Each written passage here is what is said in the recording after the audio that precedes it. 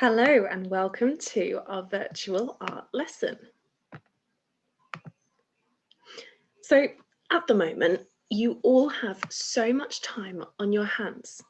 This is the time to learn something new. Whenever I teach art, students always ask me, Miss, how can I draw better? Okay, well, these lessons will teach you how to do just that. I will teach you how to draw something and then you can go and practice. If you practice every single day, then you 100% will become a better artist because all artists have to practice what they do lots and lots of times. Right, but what will you need for this session? You're going to need some paper, a pencil, and that can be 2B or 3B are the best, but HB will also be fine. And if you have a little look at the scale here, it goes from 9H, which is the hardest pencil, all the way down to HB, which we normally use to write with, 2B, 3B, and the softest pencil. The softer your pencil is, the darker it will be when you use it. So HB is really good for when we're writing things because it's hard enough for us to use to write, and it's also dark enough for us to see when we want to read it. Right, but this little monkey over here is asking, is that really all I need to make a great piece of artwork? The answer is yes. Lots of artists use only basic materials like pencil and paper, but it's what you do with those materials that make it amazing, not how much you have or how much it costs. So what will we be learning about? Almost all drawings have some kind of shading in them. There are 4 main types of shading. We have hatching, cross-hatching, blending, and stippling. Now, we're going to learn how to do all 4 of those. You might well have been taught how to do this in the younger years, but there's no reason that you cannot stop practicing because practice makes perfect. So we're going to look at hatching first. You will have to draw a circle around a circular object.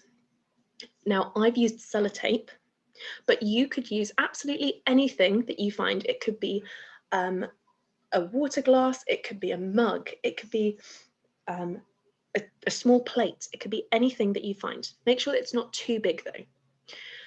Step number 2, you're going to draw an arrow from the top right corner down towards the circle. And you see this little section of light on the circle? The light area is where the arrow is pointing to. The dark area of the circle is where it's covered in a lot more shadow and shade. And then, once you've drawn your circle, you've drawn the arrow, then you're going to start drawing parallel lines which wrap slightly around the object, and that will give it its circular appearance. Now, the closer that you draw these little lines together, the darker the shading will be. So far away from the light source, you want to draw lines which are really close together. And then closer to the light source, you're going to want to draw lines which are further apart. You can see on that example, the lines in the shaded area are very close together. I mean, it almost looks like they're completely shaded in. And then the parts in the lighter section, those lines are quite far apart. And my top tip, if you want a very dark area, then avoid pressing overly hard. If you want to have a really dark area, you would need a softer pencil. Okay, so look back at the pencil density scale that we looked over just now if you need a darker pencil. Let's see how I did it myself. With this video, you can follow it, you could pause it, you can go back to it, try and see if you, just like me, can draw a circle and shade it using hatching.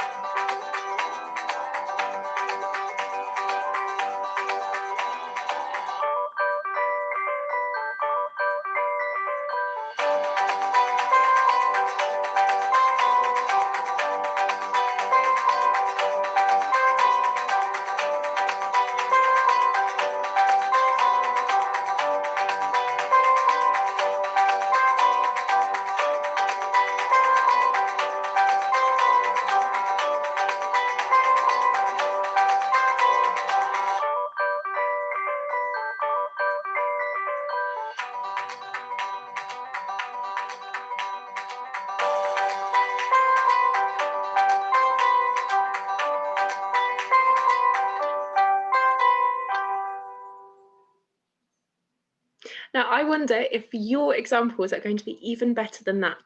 Did you notice that actually I wasn't too worried if sometimes my lines weren't exactly straight, or some of the lines actually even went over the circle's line? But it doesn't matter. All of your practice is good practice. Now, once you've had a go at hatching, move on to cross hatching. Now, again, you're going to draw your circle with the same circular object. You're going to draw the arrow to represent the light source. And then, like in hatching, you're going to draw parallel lines which wrap around the object slightly. But this time, you're going to go over those parallel lines with lines going in the opposite direction. And this hatching is going to be what gives you and your object the shading that you need. And my top tip, leave a small area near the direction of the light source completely blank. See this area here? It's completely blank. That will give you greater contrast between the light area and the dark area. Okay, let's have a look at how I did when I gave it a go.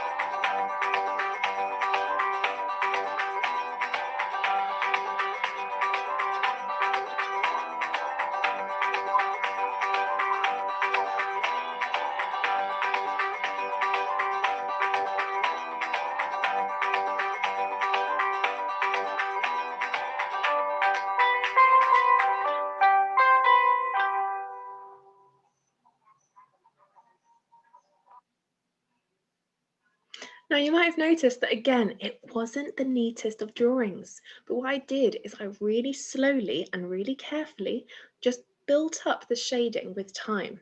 You're not going to make those darkest sections as dark as they end up on the very, very first 10 seconds. You need to slowly build up and build up.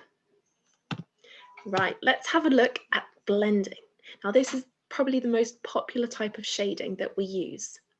Here, you're going to draw your circle and your arrow again, and then you're going to, like I said, really slowly build up the shading. Start with a very light shade and then make it a little bit darker, and then darker, and then darker. You can always make something darker, but it's very hard to make something lighter again. So you're going to start in the darkest area and slowly build up the shading, growing closer and closer into the lightest section. Even in the darkest area, start light and build up the shading. My top tip, you can use your fingertip to smudge the lines together to make it look even more blended. You'll see me do it in the video. Let's see how I did.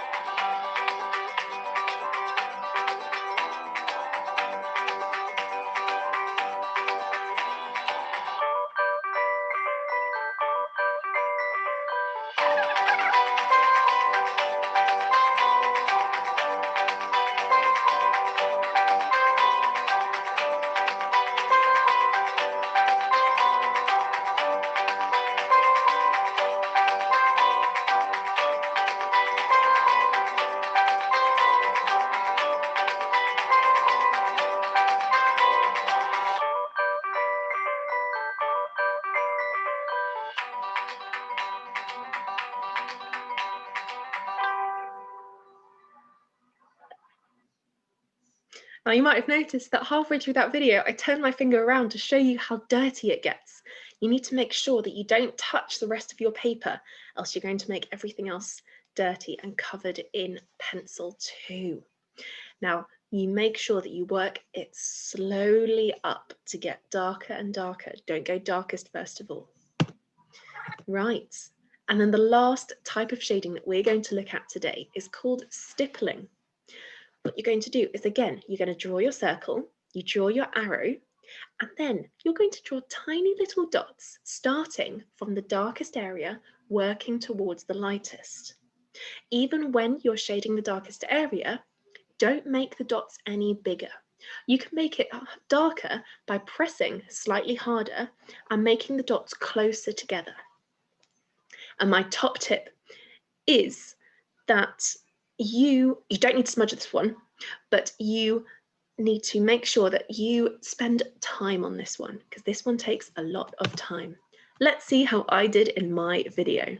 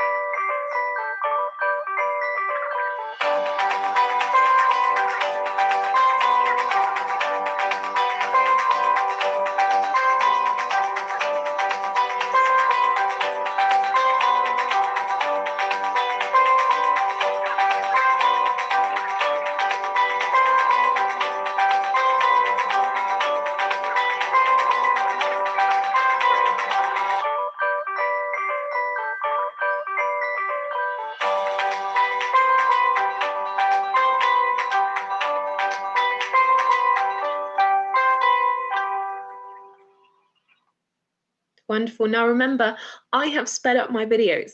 They did take me longer than just, I think this was just over a minute. So spend time doing this. Don't rush it. And don't worry if when you start it looks not great. The more time you spend on it, the better it will look. Now, like I said at the start, practice makes perfect. And there is absolutely no better time to start practicing your drawing skills than right now. You can practice your shading skills wherever and whenever. Imagine how awesome it would be if you could draw something like this. And it is from these basic principles of shading that you can draw something like that. So I think in here on the tongue, you can see a bit of stippling. Out here, you can see a bit of hatching. Over here, you can see some shading, okay? So those 4 principles, those 4 different methods of shading were all used here. I've had such fun doing this, and I hope that you do too. Go and practice your shading. Good luck, and I will see you soon. Bye.